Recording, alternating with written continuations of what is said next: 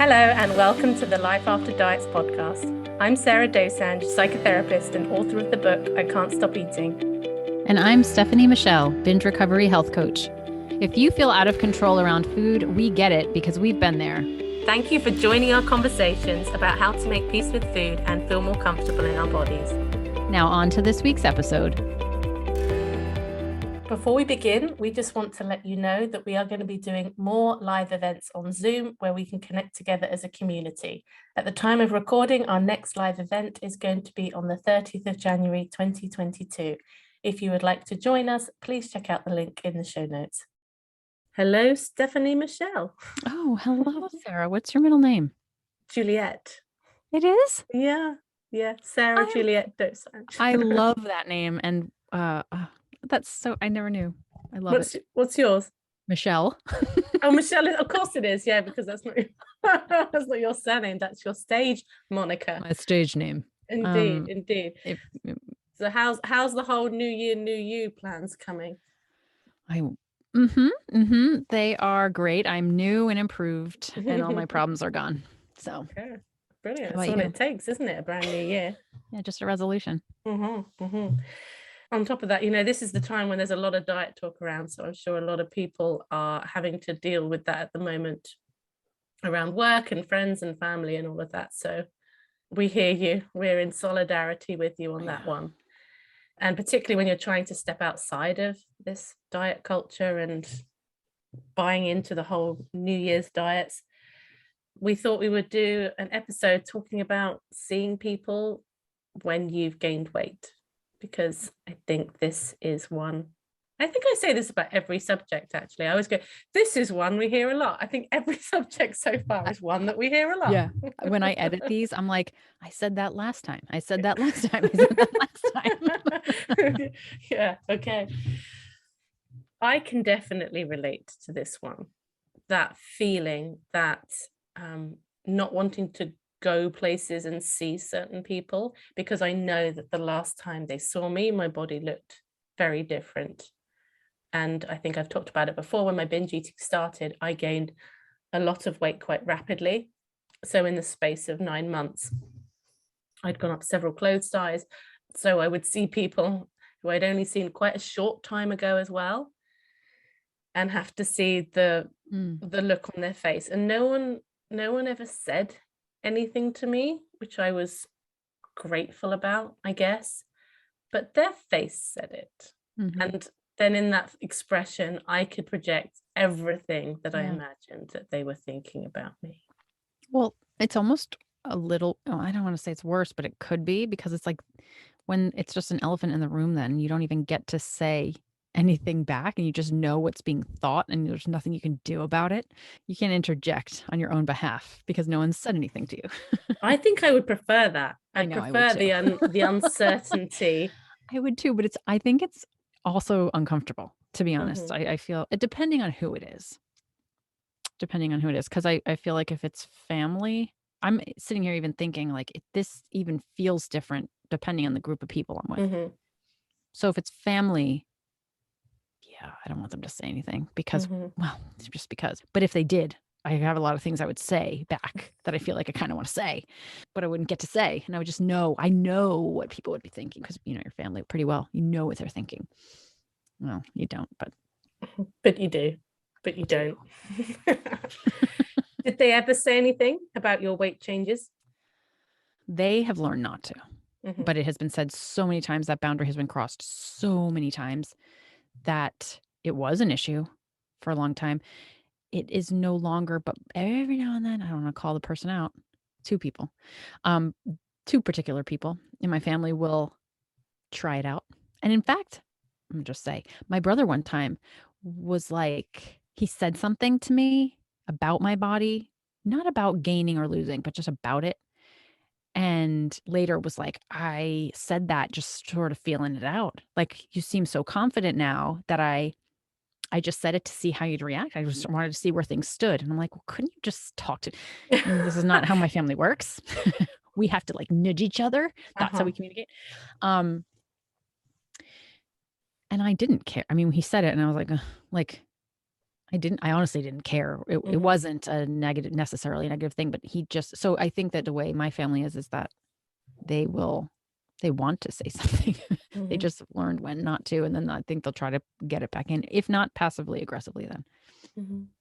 Well, my family is small, and so when this was all happening, I was talking about it. So there wasn't really anything for them to notice or comment on, and I was seeing them regularly at the time as well, so they were seeing the changes too. So I didn't have to deal with that with family as much. But it was interesting, on one of the few occasions when I did lose weight, I remember losing some weight, and my dad hadn't said anything, and I was like, well, what point is he going to notice? He just never notices me, that's what it is. And Mm. then, it was a bit more, and then I was like, oh, I'm just going to tell him. So I told him, and he's like, oh yeah, no, I know. And like, and I think he genuinely did, so I don't think Yeah, he would have been yeah. that quick to have not registered surprise had he Yeah. not. And I thought, fair play, Dad. I mean, in hindsight, I think at the time I was like, why didn't you say anything? Because I was still in that place that weight loss is good, so you should be noticing this great thing. And in hindsight, fair play, fair play. When I was thinking about this episode beforehand, I think one of the really strong memories for me was that at the beginning, when I gained that weight, there was a couple of exes that I would see occasionally, Yeah. ex-boyfriends. Mm. Seeing either one of those Mm-hmm. was just awful. And both of them like ended like pretty amicably, Yeah. and both at a time that I wanted the relationship to end as well. And it was this line from Pride and Prejudice that used to just bounce around in my head at the time. And it's where Elizabeth Bennet, she's turned down Mr. Darcy, and then her sister is involved in this scandal and the family is at risk of being disgraced. And she's like, I can't help but think how he must be congratulating himself on his escape. And those words over and over again, like I imagined them congratulating themselves on their escape and going like, phew, that was a close one. That was the pain point. That was the bit that Yeah. I mean, I want to say torment, and torment sounds dramatic now, but I think at the time that really would have been the right word. Yeah, but that's like narrative. That's like what diet culture sort of says, that worth is there. I mean, is that what you really think though? When you think about it, it's like this is how I think of when those sorts of things come in my head. I'm like, that is a learned you can't see me. How would you describe this? I would say that you're doing like a This. duck. I'm doing Is I'm it a doing like a duck? talking duck. It's a learned narrative Hmm. that, that's what the magazine headlines would read, that we have Mhm. internalized those. We don't even know we're spitting them back out. It's like, do I really think that? Do I really think that just because I gained weight that my ex-boyfriend got away, or like escaped me? No. Like, let's challenge this idea of what we're supposed to be thinking about weight gain and what that means. Mhm. And of course, conversely, it gets spout out the other way, doesn't it? With the whole revenge body thing. Yeah. Somebody has a breakup and then their weight goes down. Suddenly it's like, oh, Yeah. Now they're doing it missing out of out. revenge. Exactly. Yeah. As if, and it just really perpetuates, doesn't it? This idea that our Yeah. worth is our weight. It's so. You know what though? I have a Mm. backward story to that. When I had broken up with someone, no, they had broken up with me, and I then lost weight.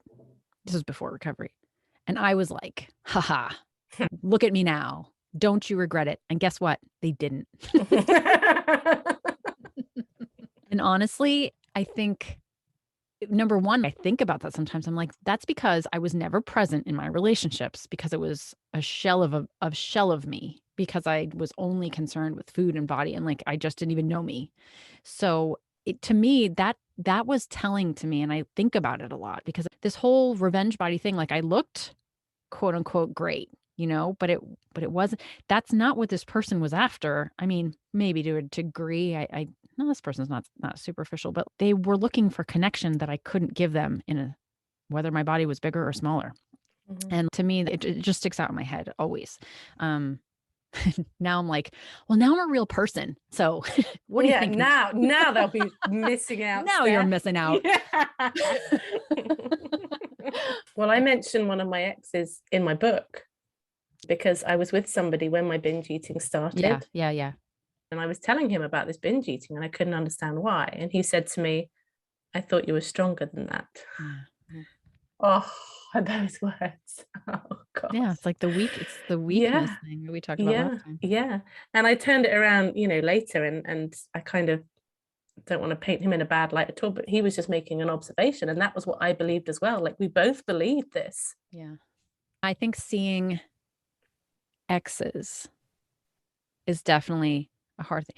I mean, as is the other one that comes up a lot is coworkers in the corporate world. I think in the corporate world in particular, which I am not a member of, but I know that there's a very strong expectation of, and there's a strong association of body size with success and work ethic and discipline and all of these traits of a leader that it's explicitly, not even just implicitly assigned, to body size in that world. And from clients in that world, that has been a really big thing to work through.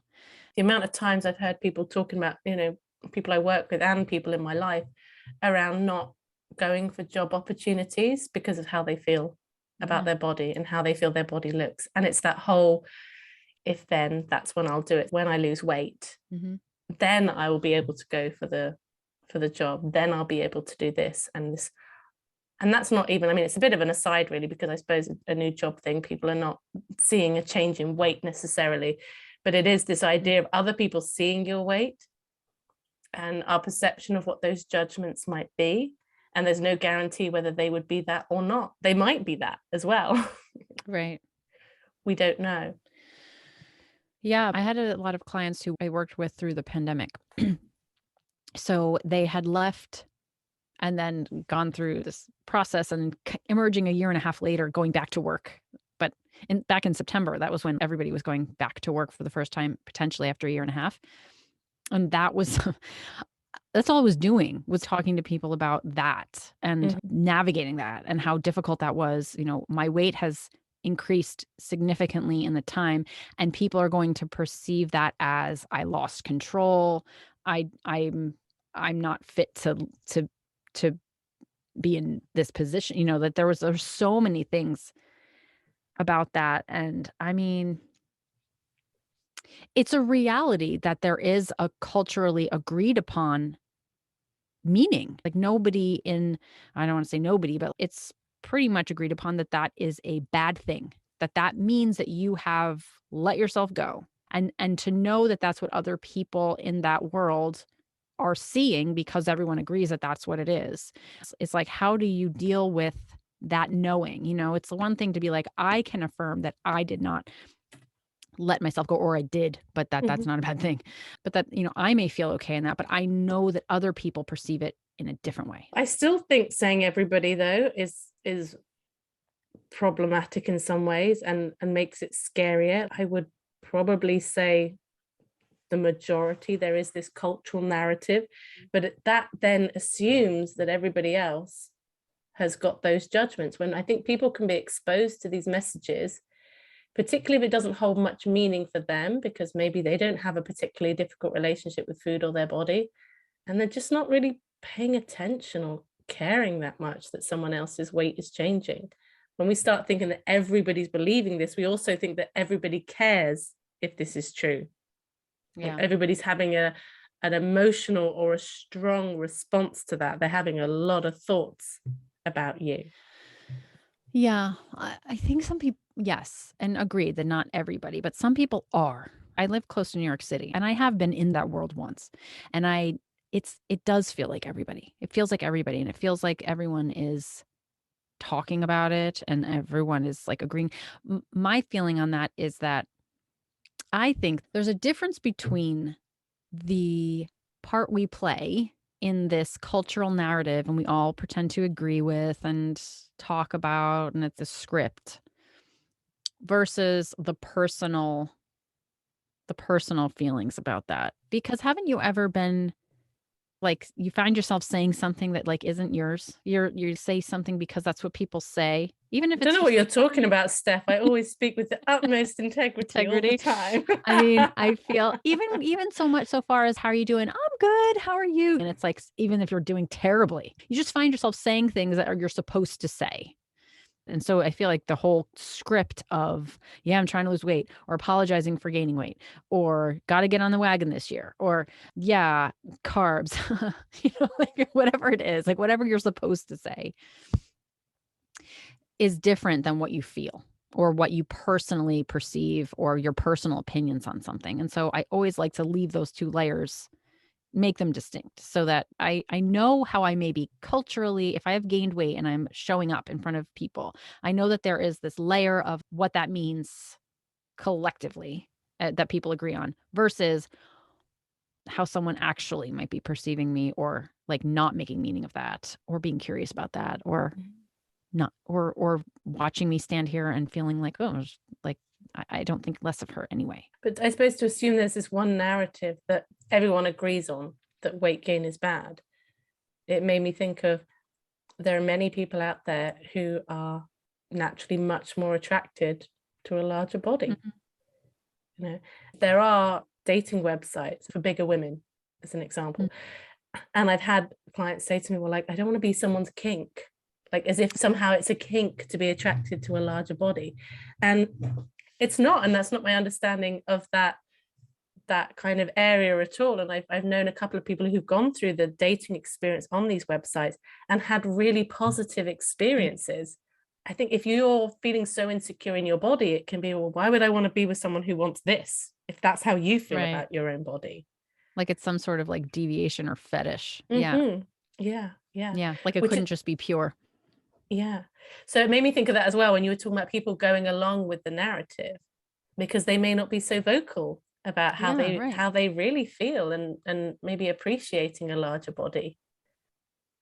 Exactly. We hope you're enjoying this episode. If you want to connect with the show, we are Life After Diets podcast on YouTube and on Instagram. And if you want to email us, we are lifeafterdietspodcast@gmail.com.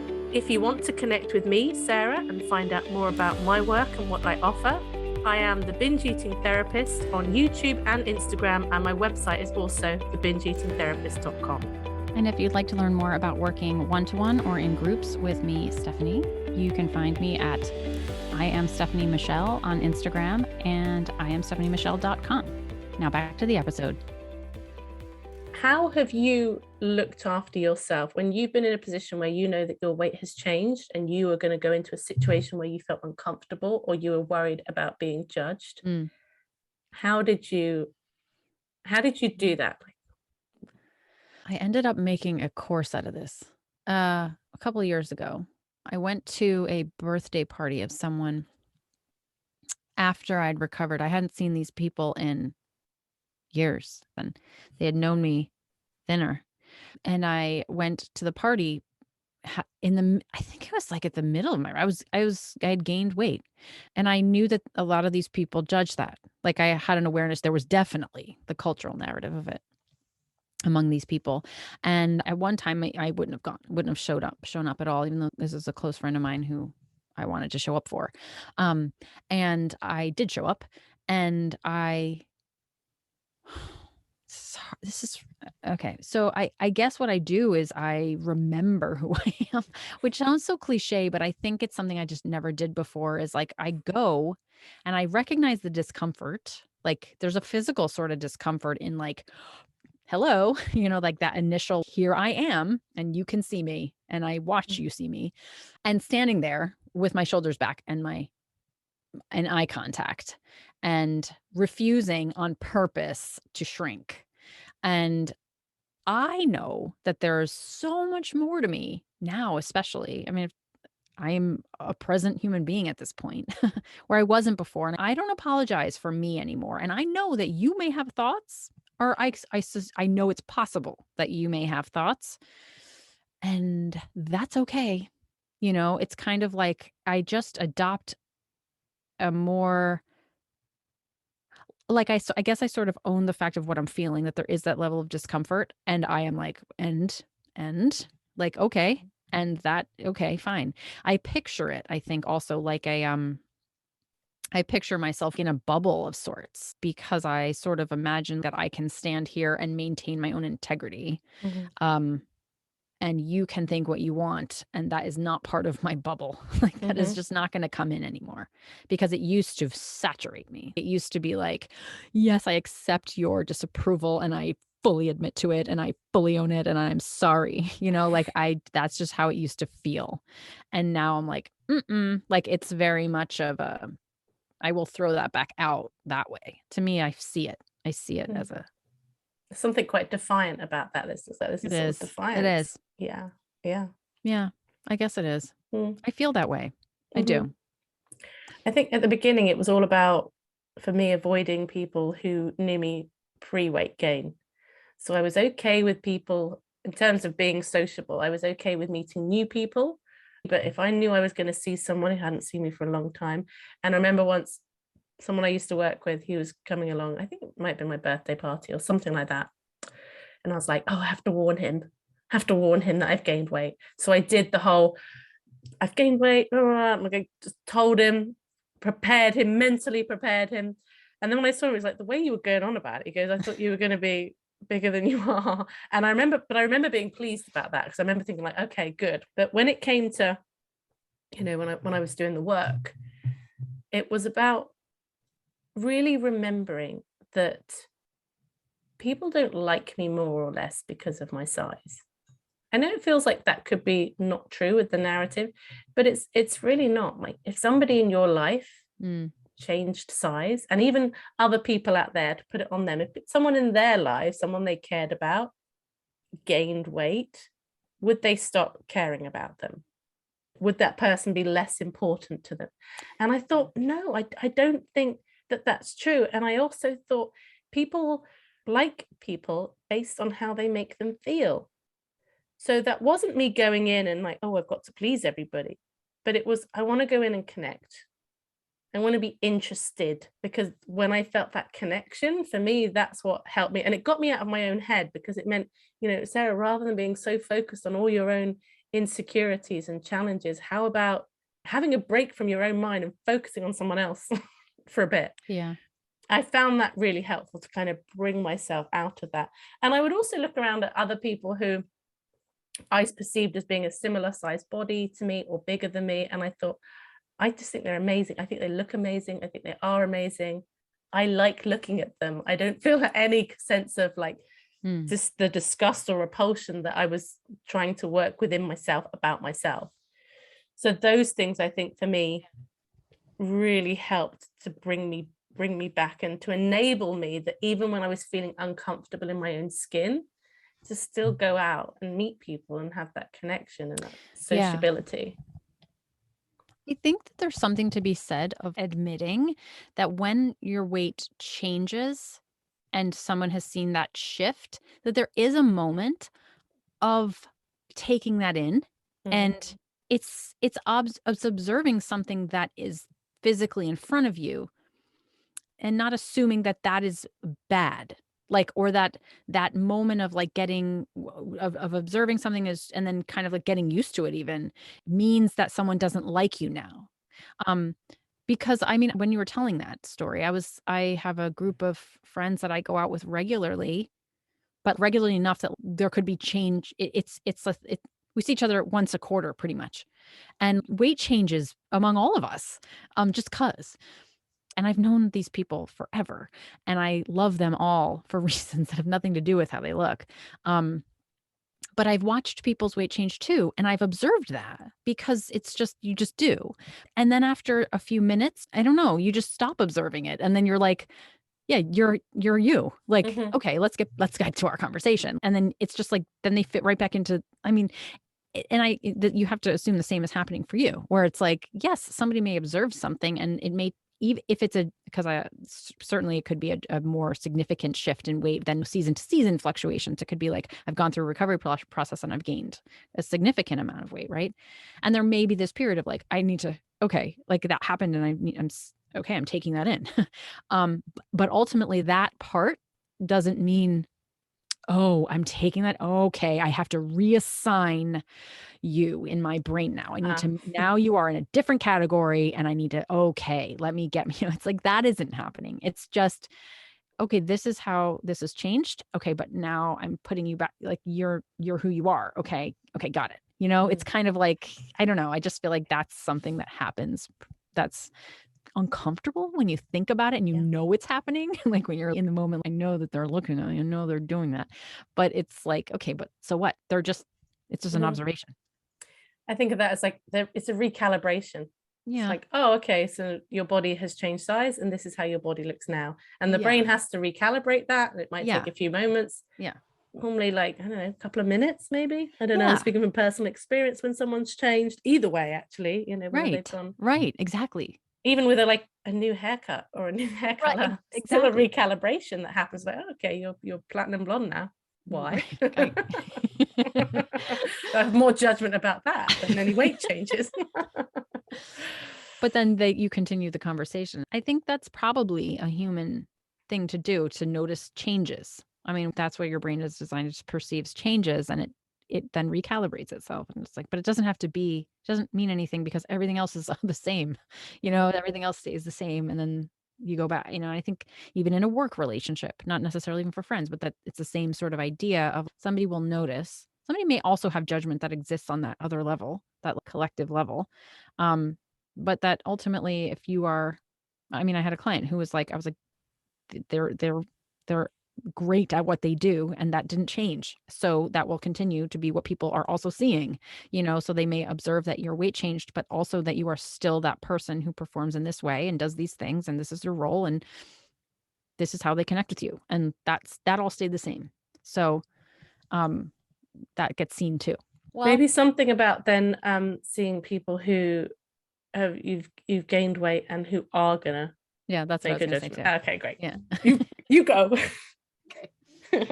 Okay, but so what about, though, the circles one may run in where there is a value system of weight, and that is what relationships are built on or what hierarchies are made of, and go. When I said you go, I meant like you start talking, not you ask the question and Oh. throw it at me. But no, okay, no, I'll take it. I'll take the ball. It's fine. We can do this. We can do this. I think as I've said before, I've gone through that side of things relatively unscathed. I think the episodes that we did around boundaries and handling friends and family are a helpful jump off point for that.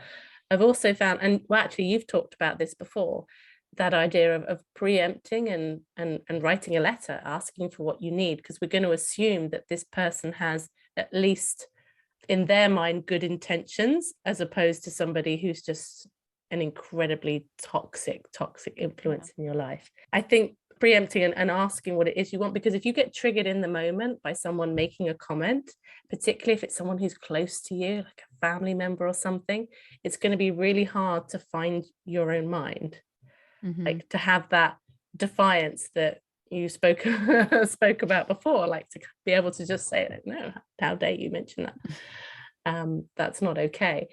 I think preempting when it comes with someone who's toxic, Yeah. which I think some people are dealing with. And I know it's not always possible for people to remove themselves from the situation. But even when you shared before about having moments to take yourself out so that you can recalibrate, remember who you are, and find yourself. So I feel like I took the ball there from you, Steph, and I just said Mhm. all the things that you've previously said. Have you got anything new to Have add? I said those? You put them so well together. Um, well, I'm just remembering there was a group of people, a group of guys that I was friends with that were they were male models at one point. And I they weren't real friendships either, but we were friends. We were in the same circle, I should say. And they valued appearance pretty explicitly. And I gained weight. I gained weight after college, in after I'd seen them for a while, and I remember going back and being in their presence and knowing, like, and it was true, they didn't give me as much attention until I got a job at Maxim magazine. Do you remember that magazine? Yes. Yeah, I used to work there. I didn't know that. Mm-hmm. What did you do? Editorials. I did research and editorial assistant. This was right after college. This was when I was going to be a journalist. I've had so many career paths. Anyway, so I worked there, and I suddenly had more prestige with this group of people. And I watched this whole thing happen where it was like, when I looked a certain way, I got this attention. When I didn't look a certain way, I lost the attention. When I had access to people who looked a certain way and was associated with people who looked a certain way, I got the attention.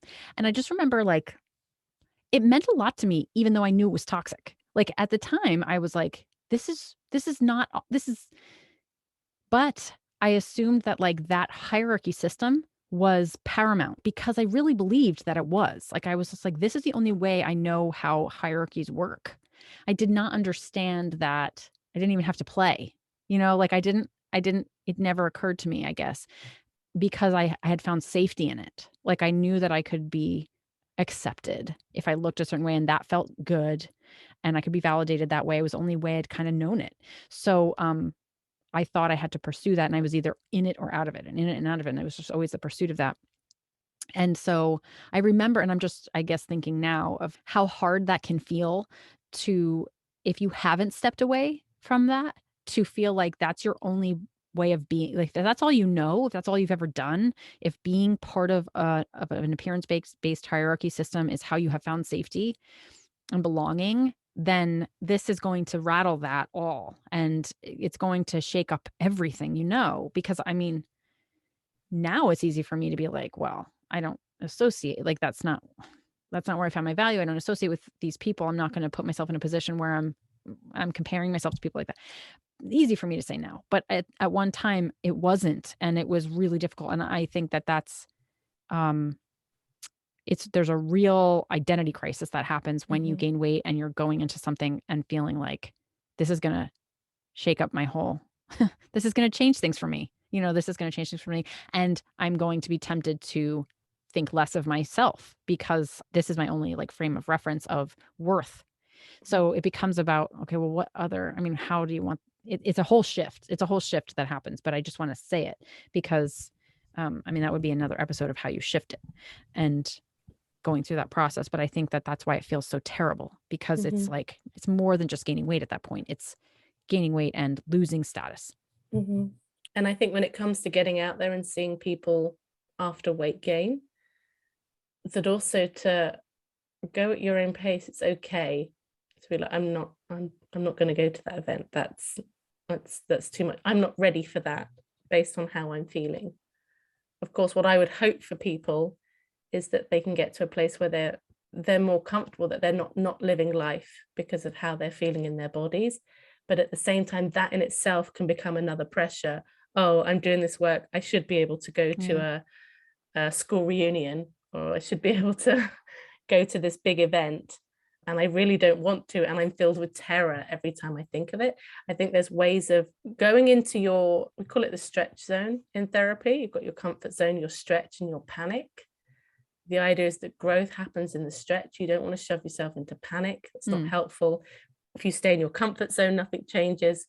This stuff takes time and can still come up and still be stirred in me even now. Much less so, and not very often at all now, really.